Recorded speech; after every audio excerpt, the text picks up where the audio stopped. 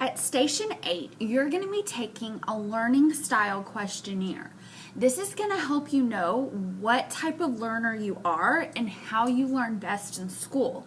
You can either be a visual learner, which means you learn best by seeing things, an auditory learner, which means you learn best by hearing things, or a kinesthetic learner, which means you learn best by actually doing things. This is going to help me know how to teach you best, and it's going to help you in all of your classes, not just math. The first thing you need to do is grab the clear viewer with the questionnaire in it. You'll also want to grab an expo marker. Make sure you read the directions carefully.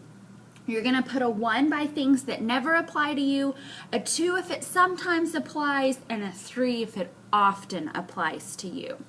Once you finish taking the survey, you put your totals for each category at the bottom. Don't forget there's a back too.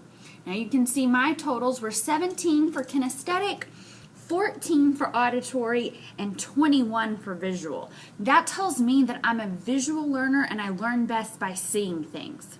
Once you've done the survey, grab the piece of paper that looks like this on your desk. You're going to look only at the section where you scored the highest on the survey. So since I was visual, I'm going to only read the visual section.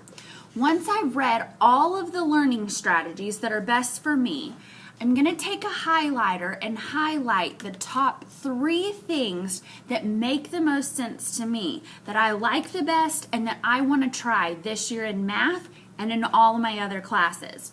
When you're done highlighting those 3 things, you're just going to trim it out. I'll show you where we're going to glue it in the math journal.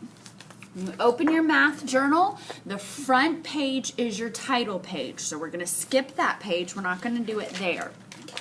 The second page is your how to take notes page. We're not going to do it there, but we're going to do it on the back of that page. So we're on the back of the second page in your journal. Make sure you're on the left-hand side.